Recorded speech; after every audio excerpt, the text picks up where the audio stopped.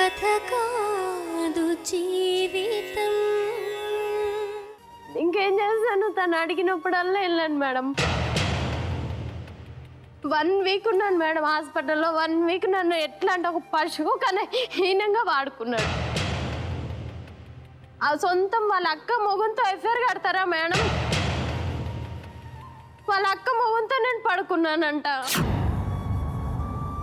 Smile కూడా ఆడదానికి ఆడది స్మైల్ ఇచ్చుకున్నా కానీ తప్పు మేడం. ఎందుకు స్మైల్ ఇస్తున్నావు? ఎవరిని నన్ను చూపిస్తానన్నారా? మీ చెల్లెని రమ్మను, నేను చేసేసుకుంటా, వాళ్ళని వదిలేసి. మా అక్కకి భర్త చనిపోయాడు మేడం. మా అక్కని కూడా అడిగాడు మేడం వీడు. అస్సలు వాళ్ళ తమ్ముళ్ళతో అంట మేడం, సొంత తోడ పుట్టిన తమ్ముళ్ళతో పండు పెడతాడంట నన్ను. చెప్పు చెప్పండి రాస్కల్, ఏం మాట్లాడుతున్నాను? పెద్ద మనిషి మధ్య పక్కన నుండి మాట్లాడేది మీరు. తాగి తంతే ఊరుకుంటారా? నీ తమ్ముళ్ళతో పండ పెడతానులే. నువ్వు నా అక్కని అడిగిన సంగతి అబద్ధం, నా చెల్లెని అడిగిన సంగతి అబద్ధం, మా అన్నతో పండిన అన్న సంగతి అబద్ధం.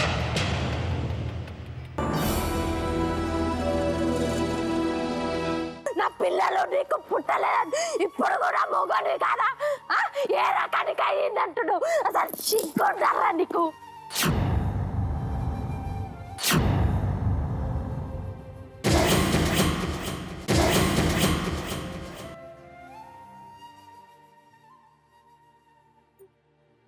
కొట్టు కొట్టు కొట్టు కొట్టు కాదు, మరి ఎవరి దగ్గర వండిన అనుకోవాలి. అవునా? ఇంత 7 నెలలు అప్పుడు అమ్మ 7 నెలల కడుపు ఎలా వచ్చింది ఆయన సంసారం చేయకుండా? ఇప్పుడు అమ్మాయి కరెక్ట్ గానే కొట్టింది కదా.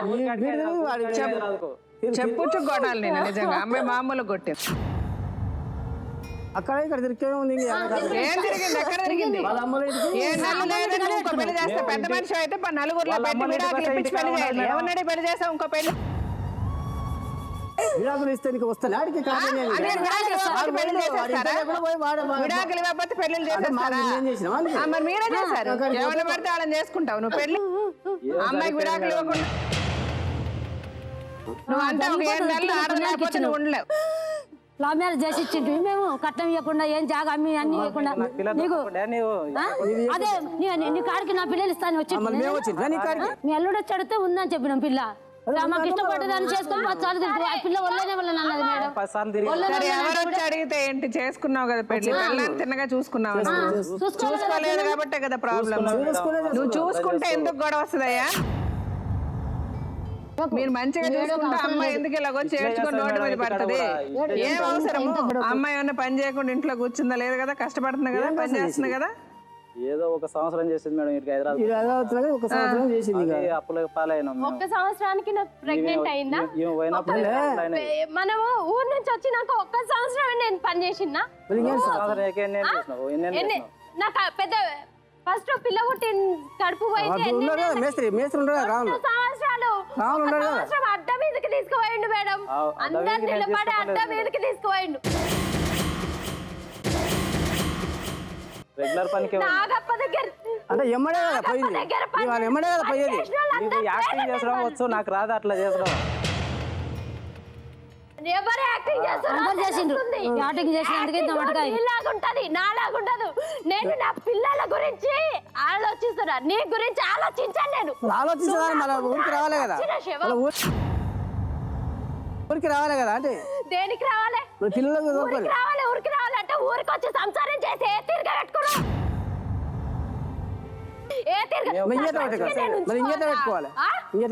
సర్పంచ్కి ఉంచుకోవాలా?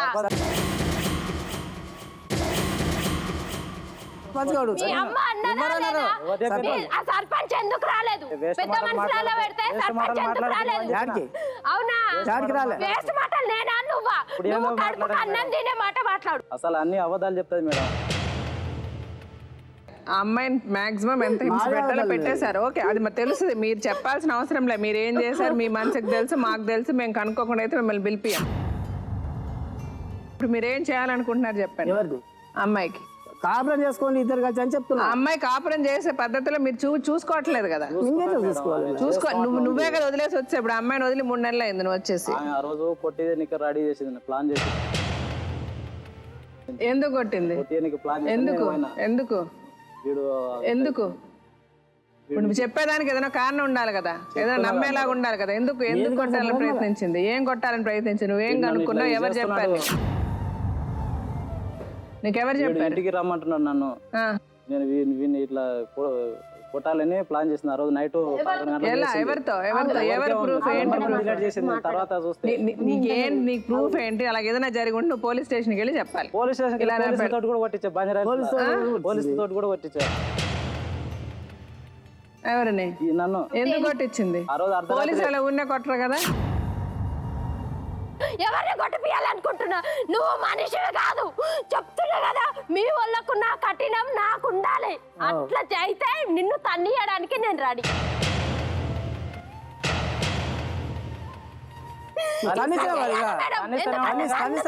వద్దు వద్దు అని కాలు మొక్కినా చూడు, అది తప్పు. నేను వీళ్ళ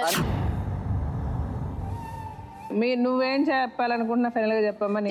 మీరు మాట్లాడకండి మధ్యలో. చెప్తున్నా కదా, పిల్లల పేరు మీద ఆయనకు వచ్చే ఆస్తి పిల్లల పేరు మీద రావాలి. నేను ఇచ్చిన 3 లక్షలు ఇచ్చేయాలి.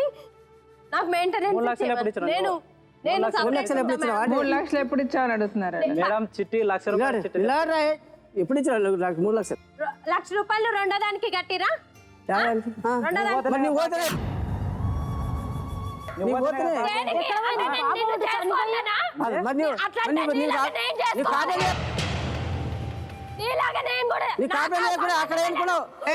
ఉండండి, ఆమె పోతే మీరు పెళ్లి చేసుకోవడానికి లేదు. ఉండండి, మీకు తర్వాత చెప్తాను. మీరు నోరు మూసుకో. పోతే పెళ్లి చేసుకుంటారంటే చెప్పుచ్చు కొడతారు. ఆమె పోతే మీరు పెళ్లి చేసుకోవడానికి లేదు. ఉండండి, మీకు తర్వాత చెప్తాను. మీరు నోరు మూసుకో. పోతే పెళ్లి చేసుకుంటారంటే చెప్పుచ్చు కొడతారు. మరి అది మాట్లాడకండి. అమ్మాయి అడిగిందని కరెక్ట్ సమాధానం. అమ్మాయి అడిగిందని అది దేనికి ఖర్చు అయ్యేది? మీ కర్మ, మీ కొవ్వు. అమ్మాయి చెప్పేదానికి అడిగేదానికి సమాధానం చెప్పండి. ₹1,00,000 దానికి ఇచ్చిన మేడం. చిట్టి అయ్యకుండా పైసలు పంపించిన అని చెప్పిన కదా మేడం. మీకైతే మొత్తం 3.5 లక్షలు. ఇప్పుడు మీరేం చెప్పాలనుకుంటున్నారు? అమ్మాయి చెప్పాల్సింది మీరేం చెప్పాలనుకుంటున్నారు? కాపురం చేయమని అడుగుతున్నావు. అమ్మాయి ఇక్కడికి రాదు. మీ ఇంట్లో మీరు అమ్మాయి పెట్టే హింసలకు మీ దగ్గర కాపురం చేయదని చెప్పింది. నువ్వు చెప్తే మీరిద్దరు సపరేట్ కాపురం చేస్తున్నారు కదా. ఇప్పుడు నువ్వెందుకు తిన్నగా అమ్మాయితో కాపురం చేయ? అమ్మాయి ఎందుకు మీ ఇంటికి రావాలి? నువ్వే కదా వెళ్ళిపోయి ఇప్పుడు అమ్మాయి దగ్గర నుంచి. పొలం ఉంది మేడం, పని చేయడానికి శాత కాదు నాకు. ఇక్కడ హైదరాబాద్ చేస్తేనే వెళ్తుంది. ఇక్కడ కిరాయి కట్టాలి, అవి కట్టాలని మన శాత కాదని వాడు వచ్చిండు. మరి నువ్వు వచ్చి అలా చేసుకుంటే మంచిగా. పెళ్ళాన్ని అడగాలి, పెళ్ళం ఇష్టం తెలుసుకోవాలి, కష్టం తెలుసుకోవాలి, నష్టం తెలుసుకోవాలి కదా. నువ్వు వెళ్ళాలి, నీ పాటిని వెళ్ళిపోతే ఎప్పుడు ఆ మాట వినక్కలు. నువ్వు ఎప్పుడు ఆ మాట వినలేకపోతే అనుమానాలు ఏమన్నా ఎవరితో ఉన్నా నువ్వు అట్లా అయితే వారాలు పోయే నువ్వు ఉండవు. నువ్వు ఇప్పుడు 2 నెలల పైన అవుతుంది. అట్లా అంటే నేను రావాలి కదా మేడం, అనుమానించేదాన్ని అయితే. ఏడా నీ కొడుకు పోయిన దిక్కువల్ల దేని దగ్గర ఉంటాడు, ఏం చేస్తాడు? అదే నా పని. నా పిల్లలు నీ కొడుకు కనిపించవు. నీకు నీ కొడుకు. ఇప్పుడు నువ్వు ఫైనల్ గా ఏం చెప్తున్నావు? ఇంటికి రమ్మంటున్నా మేడం, పొలం పని చేసుకుందాం రాని. అమ్మాయి రాకపోతే రావాలని చెప్తున్నా. అమ్మాయి రాదు. అమ్మాయికి సెక్యూరిటీ లేదు మీ దగ్గర. మీ అమ్మ నాన్న కొడతారు, మీ అమ్మ నాన్న తిడతారు, మీ అమ్మ నాన్న. సరే, దానికి అమ్మాయికి నమ్మకం లేదు. మళ్ళీ వాడి శాత గాంధీ వచ్చి ఏం చేస్తాడు? వాడి శాత పని చేయడానికి శాత గాంధీ సిటీలో ఉండి ఏం బతుకుతాడు? మరి ఇన్నాళ్ళు బతికాడు కదా. సో ఫస్ట్ ఇప్పుడు లాయర్ గారు డాక్టర్ గారు వచ్చిన తర్వాత వాళ్ళిద్దరు చెప్పింది వినండి. ముందు విన్నాక ఏంటని నేను మాట్లాడతాను. అర్థమవుతుందా? సరే అండి.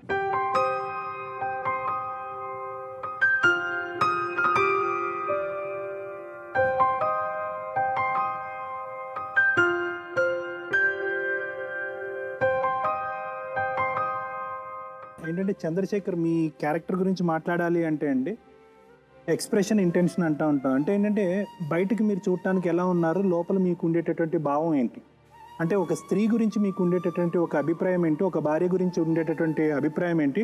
కేవలం ఒక స్త్రీ అంటే ఒక చులకనమైనటువంటి భావంతో మీరు పెరిగి పెద్ద అయినట్టు నాకు అనిపిస్తుంది. ఈ 10 సంవత్సరాల పాటు ఆ అమ్మాయిని ఒక కుక్క కంటే హీనంగా మీరు ట్రీట్ చేశారు.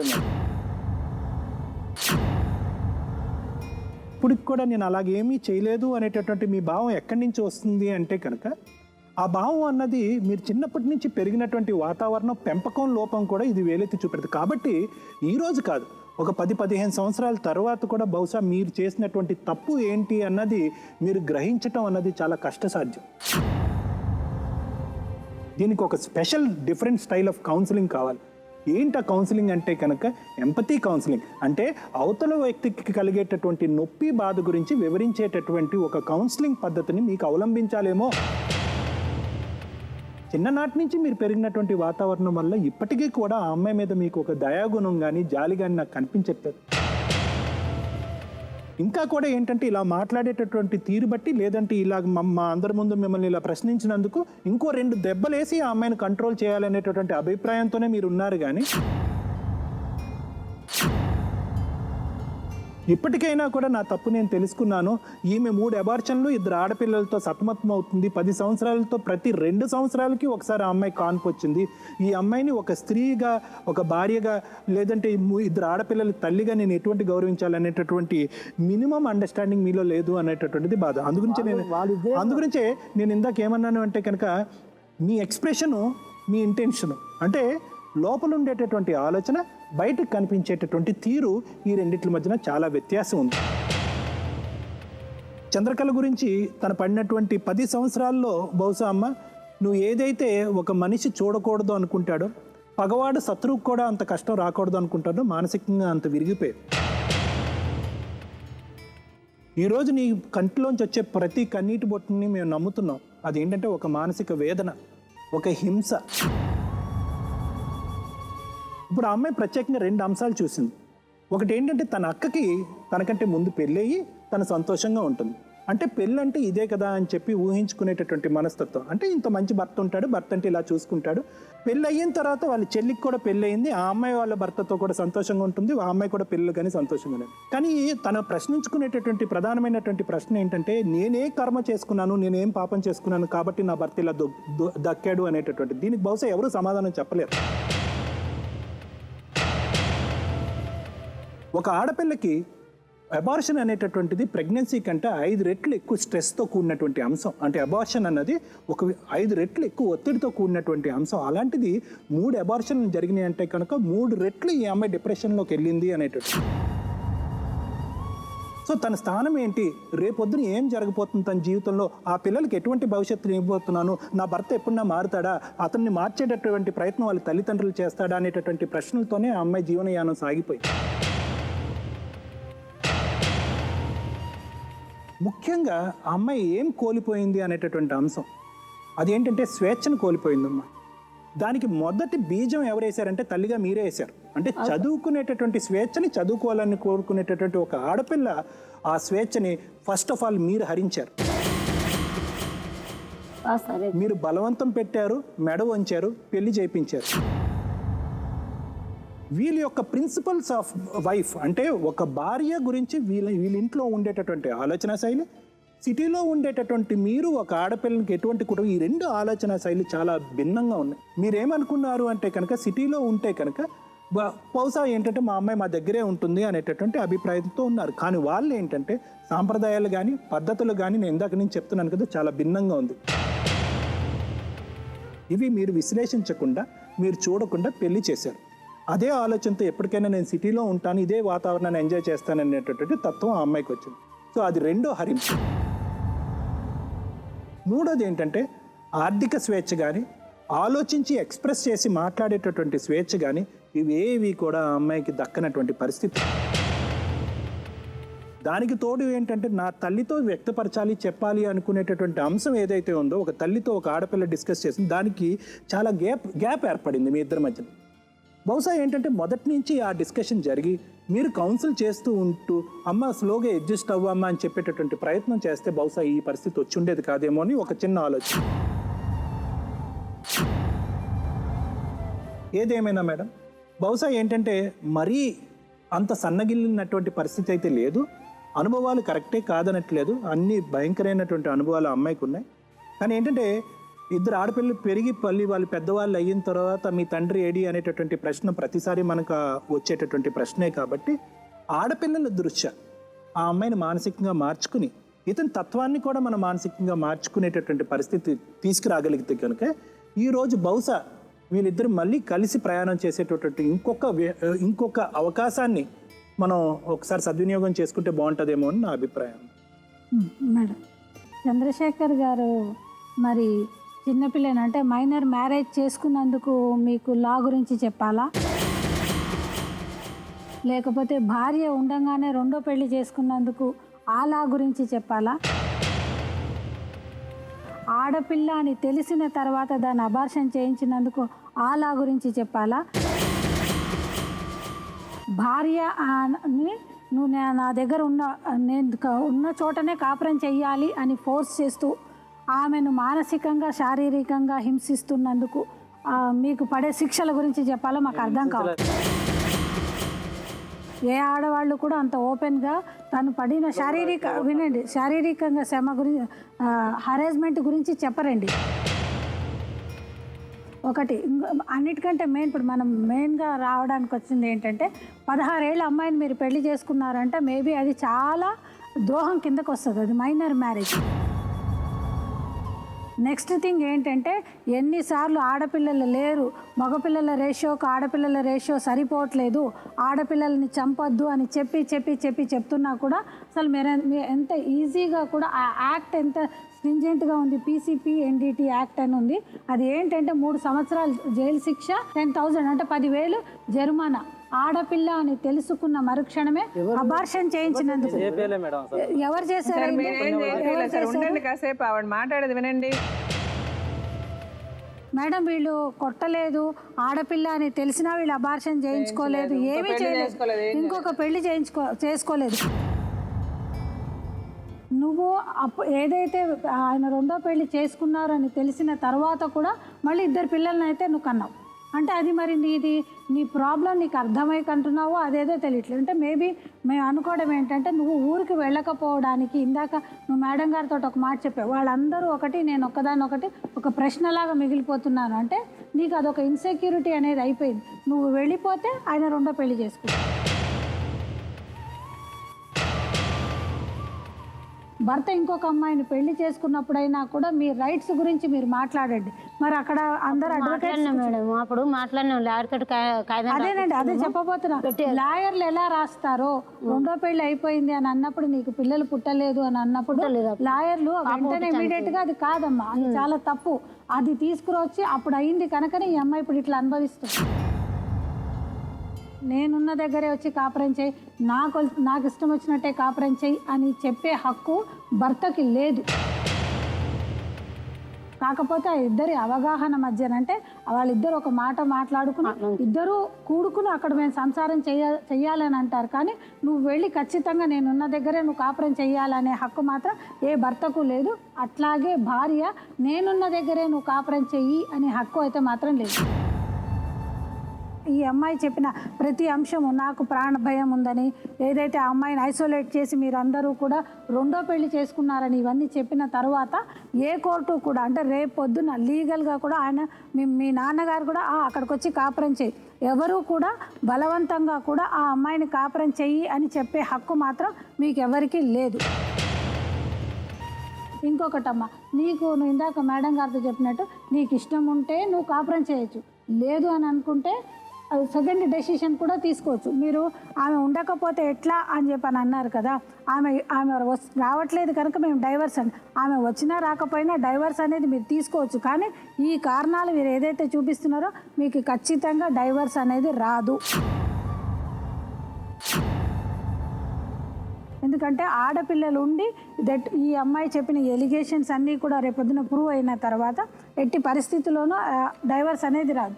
ఇంకోటి అమ్మాయి ఆ పేపర్స్ ఏవైతే ఉన్నాయో నువ్వు చూపించిన తర్వాత ఇప్పటికీ కూడా ఈ రోజుకి కూడా నువ్వు 494 అని అంటే ఆయన నీకు చెప్పకుండా రెండో పెళ్లి చేసుకున్నాడు అనే కేసు నువ్వు వేయచ్చు.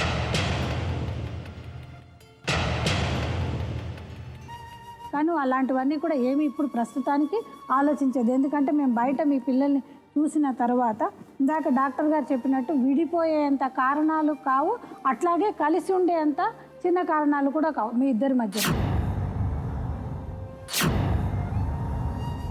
సో ఇప్పుడు మీకు ఇందాక ఏంటంటే మేడం ఆ అమ్మాయి ఒక మాట చెప్పింది, నేను వెళ్ళను నాకు సెటిల్మెంట్ కావాలి అని చెప్పేసి. ఆ సెటిల్మెంట్ అనేది ఏ భార్య అయినా కూడా నేను భర్తతోటి నేను కలిసి ఉండను నాకు సెటిల్మెంట్ కావాలి అని కోరుకునే పాయింట్ సెక్షన్స్ కూడా మన లాలో ఉన్నాయమ్మా. అంటే డైవర్స్లో అయినా లేకపోతే మెయింటెనెన్స్లోనైనా డీవీసీ కేసెస్లోనైనా కూడా రేపొద్దున ఏది ఏమైనా కూడా అమ్మాయి ఇక్కడ ఉన్నా కూడా ఆ అమ్మాయి నేను రాను అని అన్నా కూడా ఆ అమ్మాయిని పిల్లల్ని పోషించే బాధ్యత అయితే మీకు అందరికీ ఉంది. ఇంకొకటి ఆ అమ్మాయి చెప్పిన ఇవన్నీ పాయింట్స్ బట్టి చూస్తే రేపొద్దున ఆ అమ్మాయికి నాలెడ్జ్ మేమిచ్చినా లేకపోతే బయటికి వెళ్ళి అమ్మాయికి నాలెడ్జ్ ఉన్నా కూడా ఈ 498 అనే కేసు మాత్రం వేస్తే మాత్రం మీరు మీ వాళ్ళందరికీ కూడా రేపొద్దున ప్రాబ్లం అయ్యే అవకాశం. అన్ని అబద్ధాలు. ఇప్పుడు ఏంటంటే జీవితంలో చేసిన తప్పులు చేశారు, కనీసం ఇప్పుడైనా మీరు ఓకే మా వల్ల ఈ తప్పులు జరిగేది అయిపోయింది, సరే జరిగిందో జరిపోయింది ఇలాగ అనుకున్నాం, ఈ అమ్మాయి ఇట్లా ఉండాలనుకున్నాం, మేము చెప్పినట్టు ఇక్కడ ఉండలేదు కాబట్టి ఆ అమ్మాయిని బాధలు పెట్టాం. ఆ అమ్మాయి కూడా మీరు బాధలు పెట్టినంత మాత్రం ఆ అమ్మాయి ఎక్కడా తగ్గలేదు, మీకు ఆ అమ్మాయి ఎదిరించి పోరాడుతూనే ఉంది, పోరాడింది వెళ్ళింది ఒక 7 నెలలు అక్కడ వాళ్ళ అమ్మ దగ్గర ఉందని చెప్పేసి ఇంకో పెళ్లి చేసుకున్నావు కాబట్టి భయపడిపోయి మళ్ళీ నీతోనే కాపురం చేస్తావు.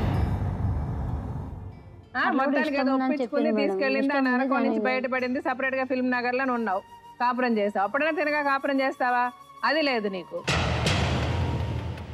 2 నెలలు అవుతుంది నీ కొడుకు నన్ను వదిలేసి, అదే వారం అవుతుంది అంటున్నారు. మీ మాటనే ఓకే, వారం రోజుల నుంచి అరే నీ పిల్లల్ని ఆడ వదిలేసి ఈడెందుకుంటావురా పోరా అంటే ఒక ఇల్లు అవుతుందా కదా మేడం?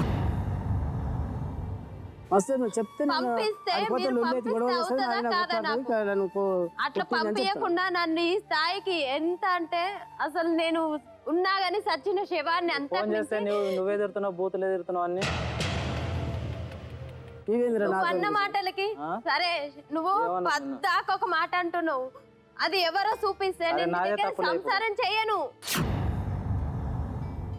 నాదే తప్పులేదు. అదే మాట అంటాడు మేడం, నీ బిడ్డలు ఎవరినో ఉంచుకున్నారు నాకు ఫోన్లు చేసి చెప్తాడు.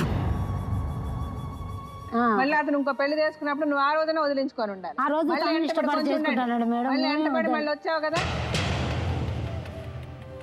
నీ మొదటి కూతురు విషయంలో నువ్వు ఎంత హింసపడ్డావు, హాస్పిటల్ అతను నిన్నేం చేసి ఇంత చెప్పావు, నువ్వు అంత తెలిసిన అదవ దగ్గరికి మళ్ళీ ఎందుకు వెళ్ళావు? నువ్వు అడు ఇంకో పెళ్లి చేసుకున్నాడు, పీడ పోయిందని చెప్పి ఆ రోజు పెద్ద మనుషుల ముందు పెట్టి దానికి ₹1,00,000 ఇచ్చే బదులు నీకు ఒక 10 లక్షలు రాయించుకొని నువ్వు బయటపడేది అంతే పోయేది కదా. ఇలాంటి మగాడు దొరకడా ఇంకా?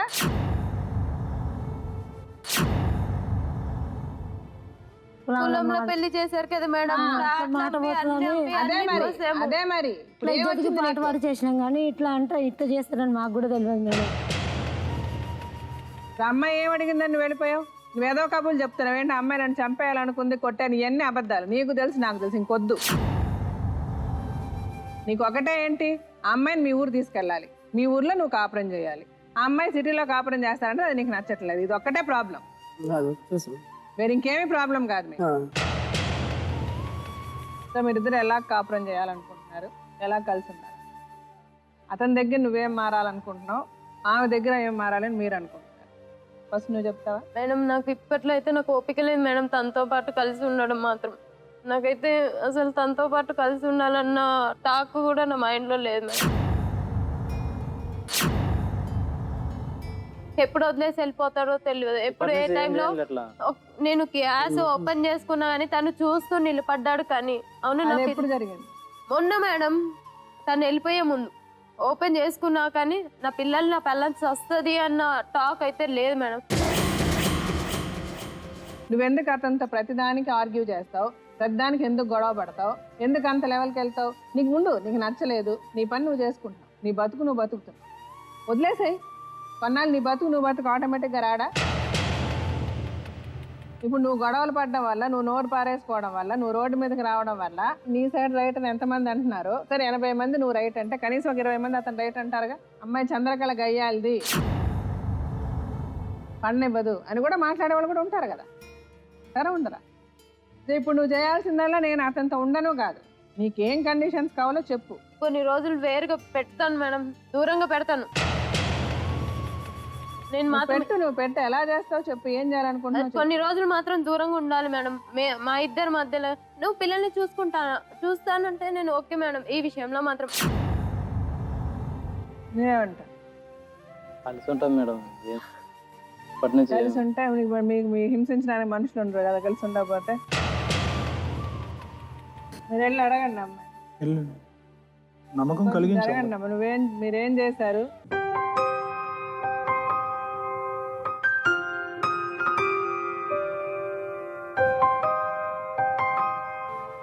ఏంటి మళ్ళీ ఒకసారి గట్టిగా మాట్లాడు. ఊరికి వెళ్ళి చేసుకుందాం.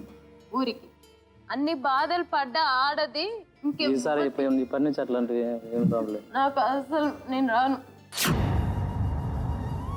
మన పిల్లల గురించి ఆలోచించి నేను ఆ పిల్లల గురించి నువ్వు వదిలేసిపోయినా కానీ నేను ఆ పిల్లలను పట్టుకుని బ్రతుకుతున్నా అంటే నువ్వు వెళ్ళిపోయిన రోజే మేము ముగ్గురం చచ్చిపోయి ఉంటే నీకు ఇంతవరకు వచ్చేది కాదు. కొన్ని రోజులు మీ అమ్మ మీ తమ్ముళ్ళతో పాటు ఉండు, వాళ్ళు కూడా నీ స్థాయి ఏదో నీకు చూపించరు అన్నట్లే, కంపల్సరీ చూపిస్తారు.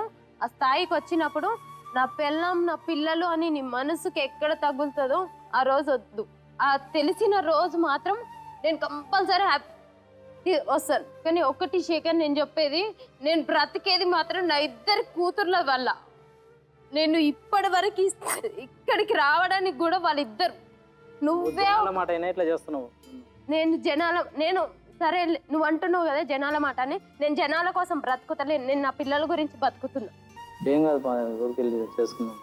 ఇప్పటి నుంచి ఏముందో అట్లాంటివి ఏం రాను. ముందు నేను నా పిల్లల్ని చూసుకొని బతుకుతున్నా. నీకు ఏ రోజు అనిపిస్తుందో ఆ రోజు వద్దు. నేను రాను శేఖర్. నీకు నీ మనసుకి అన్ని రోజులు నువ్వు నీ మనసుకు అనిపించిన రోజు నేను వస్తాను. కొన్ని రోజులు ఉండు, ఏం కాదు. నీకు బయట వాళ్ళ విలువ తెలుస్తుంది, కళ్ళం విలువ పిల్లల విలువ తెలుస్తుంది. ఉండిపో, చెప్తున్నా కదా, నేనే చెప్తున్నాను. నేను నీతో మాత్రం అస్సలు నా మనసు ఏం చేస్తున్నా నీకు తెలీదా? ఇప్పటికిప్పుడు అన్నావు. ఇంకా కలిసి ఉండాలనే చెప్తున్నా మేడం, వాళ్ళు మంచిగా ఉండాలని. కానీ బాధపడేది మాత్రం నువ్వు కాదు, నేను. అదంటే నేను బాధపడేది నేను చూడలేదు. మంచిగా ఉండాలనుకుంటున్నా మేడం. నాకు ఇంతవరకు ఇప్పుడు కూడా నేను నీ మాట వింటే నా అంత గడ్డి తిన్న ఆడది ఏడా ఉండదు లోకంలో. పిల్లలకి అలవాటు ఇప్పటికైతే అలవాటు తప్పిపోయింది మేడం. ఫాదర్ అన్న అలవాటు లేదు ఇప్పుడు పిల్లల పేరు వాళ్ళకి. నీకు నీ మొగుడు పెద్ద మహాత్ముడు పరమాత్ముడు అని చెప్పి చేసుకున్నావా? రెండోసారి వచ్చావా? తెలిసే చేసిందానివి. ఈ రోజు ఏంటి కొత్తగా నీ మొగుళ్ళ నీకు కొత్తగా ఏం కనిపించేసింది? ఇప్పుడు అని కాదు మేడం, తన మీద ఇప్పటికీ కూడా నాకు నమ్మకం లేదు. తను మళ్ళీ నమ్మకం ఉందో లేదో అమ్మ, నువ్వు ఎవరిని అడిగి పిల్లల్ని కన్నావు? నువ్వు ఇంత లాజిక్ మాట్లాడుతున్న దాన్ని ఏది మాట్లాడినా సెన్సిబుల్ గా ఉండాలి. నేను తన సైడు నేను తప్పులు ఏం చెప్పట్లే మేడం, తను మంచి కూడా చెప్తున్నాను. ఎందుకంటే తను చూసిండు కాబట్టి చూసిండు అని చెప్తున్నాను, చూడలేదు కాబట్టి చూడలేదని చెప్తున్నాను. అవునమ్మా, ఇప్పుడు చూస్తాను అని చెప్పినప్పుడు ఒక అవకాశం ఇవ్వాలి కదా. లేదు మేడం, నేను కొన్ని రోజులు నేను అలా వదిలేసాను మేడం తనని. ఇది మాత్రం నాకు ఎంత నేను అనుభవించిన బాధ మొత్తం తను అనుభవించాలి మేడం. నువ్వు చాలా తప్పు మాట. ఇప్పుడు ఫోన్ అంటున్నాడు కదమ్మా. ఇంకా నీకు అతని సంగతి తెలిసే నువ్వు అతనితో ఉన్నావు, అతనితో 9 ఏళ్ళు సంసారం చేసావు, పిల్లల్ని కన్నావు. పిల్లల్ని కన్నాక నీకు ఆ రైట్ లేదు అతను వదిలేయడానికి. అప్పుడు ఎక్కడైనా అసలు పిల్లల పేరు మీద అమౌంట్ వేయమన్నా, ఇది మాత్రం నేను కంపల్సరీ అడుగుతా. నాకు వద్దు మేడం, పిల్లల పేరు మీద అమౌంట్ వేసి రమ్మన్నా. నువ్వు 1 మంత్ పెడతావా? ఓకే మేడం, ఇది మాత్రం ఒప్పుకుంటాను. ఈ మాటకి మాత్రం నేను ఒప్పుకుంటాను మేడం. మీ మాట మీద నేను ఒప్పుకుంటున్నాను మేడం. ఆ పిల్లల పేరు మీద ఏమైనా డబ్బులు అయ్యా? ఏమేస్తావు? ఎందుకంటే నువ్వు సంపాదించిన తీసుకెళ్ళి మీ ఇంట్లో ఇస్తున్నావు. ఆ పిల్లల పరిస్థితి ఏంటో తెలియదు. సరే పోనీ ఇవ్వలేదు మంచిగానే అనుకుందా. మీరు ఆ పిల్లలకి ఏదైనా చేయాలని ఉంటది కదా, మీరు అదేం చేయాలనుకుంటారు. ఎందుకంటే ఇప్పుడు మీ అబ్బాయికి పర్మనెంట్ గా సరైన సంపాదన లేదు, ప్రాపర్ ఉద్యోగం లేదు. అదే నేను మాట్లాడుకుందాం 6 months టైం ఇస్తున్నా మేడం. నాకు వీళ్ళిద్దరు కేసేస్తే నేను ఇంకోటి ఏమీ మాట్లాడాను మేడం. 6 నెలల్లో ఏదైనా చేయండి అంటుంది ఆ అమ్మాయి. ఒక 6 నెలల టైం వాళ్ళ తీసుకొని పేరు సరే 50,000 వేస్తాను 50 కాదు మేడం. ఏదో 1,00,000 రూపాయలన్నా వేయండి ఇప్పుడు సార్ పిల్లలకి. లేవు పైసలు 6 నెలల టైం ఉంది కదా. ఇప్పుడు నేను ఇంకా మీకు మంచిగా చెప్పా, ఒక 6 months లో 50,000 వేయండి. ఇంకొక 6 నెలల టైం తీసుకోండి, ఇంకొక 50,000 వేయండి. అతని భాగానికి వచ్చింది అతని తర్వాత పిల్లలకి రాయండి. అతని భాగానికి వచ్చే ప్రాపర్టీ కూడా అది కూడా ఆ పిల్లలకి ఇద్దరు పేర్ల మీద రాయొద్దు. ఆ వైఫ్ పేరు మీద వద్దు, అతని పేరు మీద వద్దు, పిల్లల పేరు మీద రాయండి. నేను రాసి రీసెంట్ గా మా మర్దులు ఫ్లాట్ కొంటారు, దాంట్లో కూడా పిల్లల పేర్ల మీదనే వాడు కొనుక్కుంటే మీకెందుకు ఇస్తాడు? వాళ్ళు కొనుక్కున్న దాని మీద నీకెందుకు అట్లా అంటే మరి నేను 3 lakhs ఇచ్చాను, కట్నం ఇచ్చాను మేడం. అవి 3,500 అయిపోయినాయి. వాడికి అతను కూడా ఇస్తారు వానికి. టోటల్ పిల్లల పేరు మీద వేసేయమన్నాడు అంతే. వీళ్ళకి నేను అట్లా వాడంటే ఇస్తాను నీకు. 3,00,000 వాళ్ళు నువ్వేమి ఇచ్చావు మాకు తెలియదమ్మా. నేను 1 రూపాయి కూడా ఇవ్వను. నేను చెప్పాను, నేను నా తలకాయ ఊపుతున్నా. మేడం కూడా చెప్పుకోగా ఇచ్చినవా లేదా? ఇప్పుడు నిజం చెప్తే నీకు నీ పెళ్ళం పిల్లలు నాకు ఇచ్చింది 62,000 ఇచ్చిండ్రు. చెప్పు మీరు ఎంత ఇచ్చినావు? 2 చిట్టీలు వేస్తే ఎంత వస్తాయి? లక్ష రూపాయలు తర్వాత పిల్లలు పుట్టక ముందుకు ఎంత ఇచ్చినావు? ఎంత ఇచ్చింది? వాడు ఎంత ఇచ్చింది? చెప్పు. పెళ్లి నువ్వు మాట్లాడకు మామ, నువ్వు మాట్లాడకు. ఒక సెకండ్ ఆగండి. చెప్పినా కదా మేడం, అప్పుడు చెప్పనే చెప్తే నువ్వు నిజం చెప్పు. ఇగో నేను ఇప్పుడు ఆలోచించేదే పిల్లల గురించి, నువ్వు ఆలోచించాల్సింది పిల్లల గురించి. మన ఇద్దరం నీకు నీ అమ్మ నీ వాళ్ళు కావాలంటే వెళ్ళిపో. ఇప్పుడు చెప్తున్నా, ఇప్పుడు మాత్రం నేను సంపాదించింది నువ్వు ఇచ్చింది నిజం చెప్తేనే నేను. తప్పులేదు. ఇప్పుడు మీరు ఎంత ఇచ్చారు చెప్పండి. వాళ్ళు ఎంత ఇస్తారన్న తర్వాత ఎంత ఒకసారి ఇచ్చారు? 60,000 వచ్చినాయి, ఒకసారి 70,000. నువ్వు 1,30,000 ఇచ్చారా మీ అమ్మగారు వాళ్ళకి? అనవసరం మేడం. నేను నాకు తెలియకుండా నువ్వు చిట్టి ఇచ్చినావు. అదే నేను లాస్ట్ కి ఎత్తుకుంటే లక్ష వచ్చేవే కదా మేడం. నాకు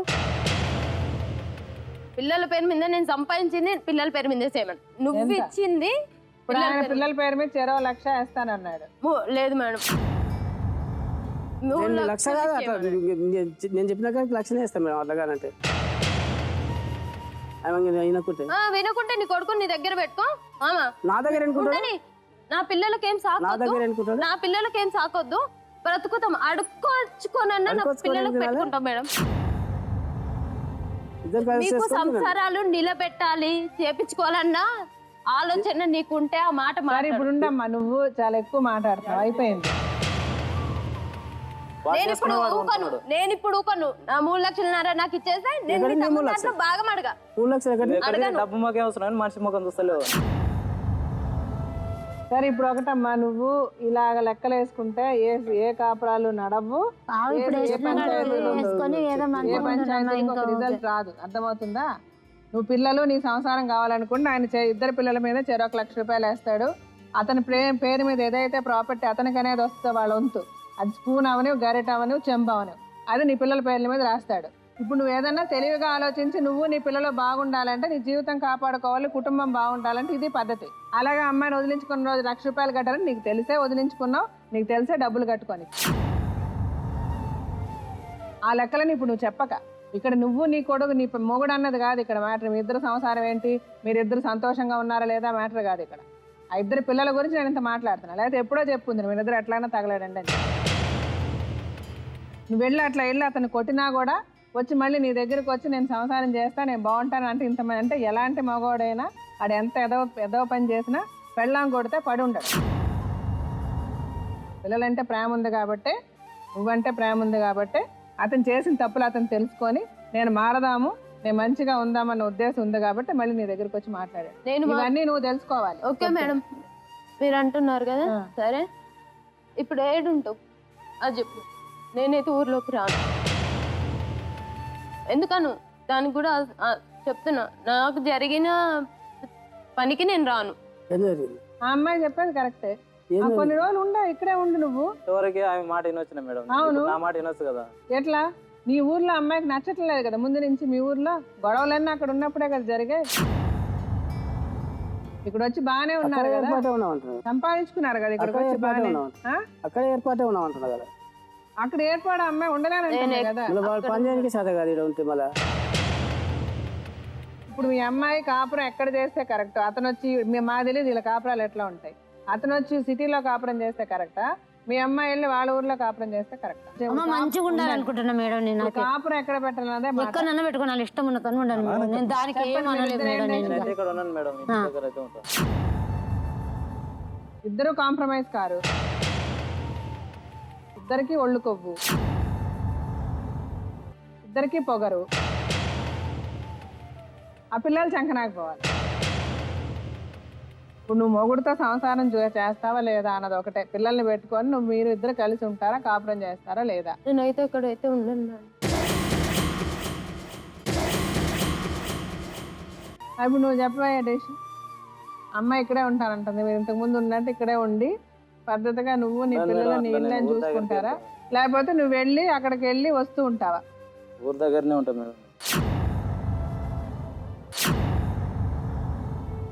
సరే నువ్వు ఊరి దగ్గరే ఉండు, వారానికి 2 రోజులు ఇక్కడికి వచ్చేసి పిల్లల్ని చూసేసి నువ్వేం చేయాలో చేసేసి వెళ్ళు. కొన్నాళ్ళు ఇలా ఉండండి, ఒక 6 నెలలు 7 నెలలు. అప్పుడు మీకు కూడా మీకు ఒకరికొకరికి అర్థం అవుతుంది.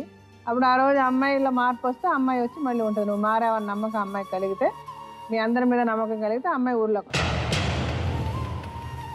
వారం వచ్చి వెళ్ళు. వారానికి 1 రోజు వచ్చేసి పిల్లల్ని చూసేసి నీకేం కావాలో చూసేసి చేసేసి వెళ్ళు. ఒక 6 నెలలు ఇలా ఉండండి.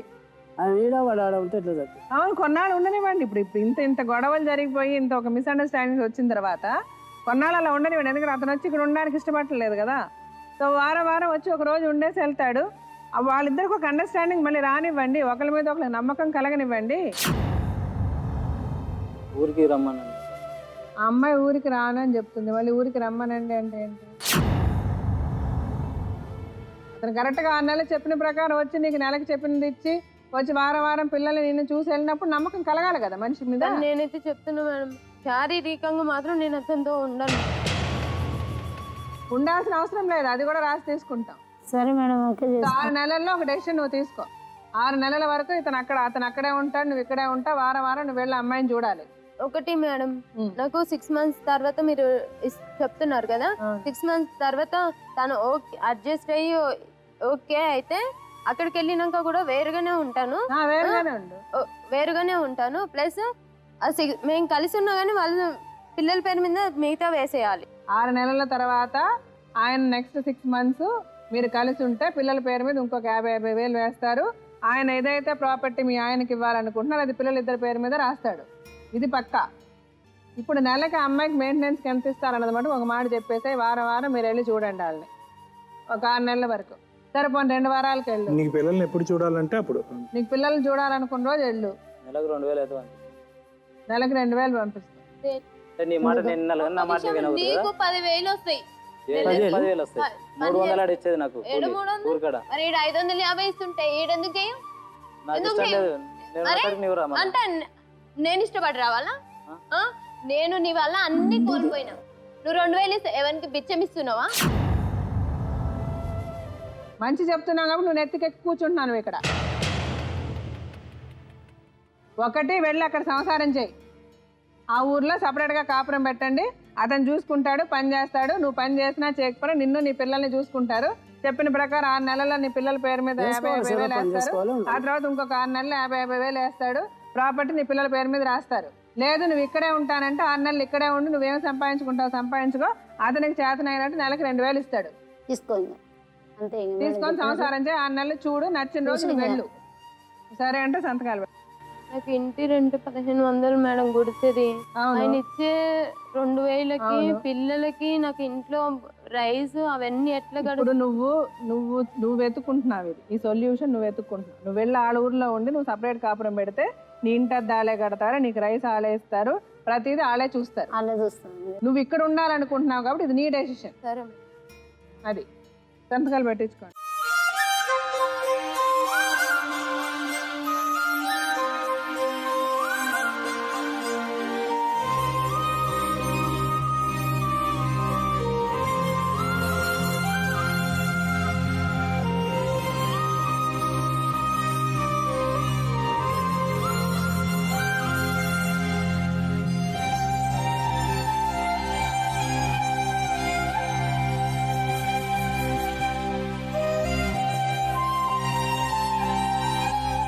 అమ్మాయికి ఒక నమ్మకం కలిగేంత వరకు అలా ఉండండి. 6 months చూడండి.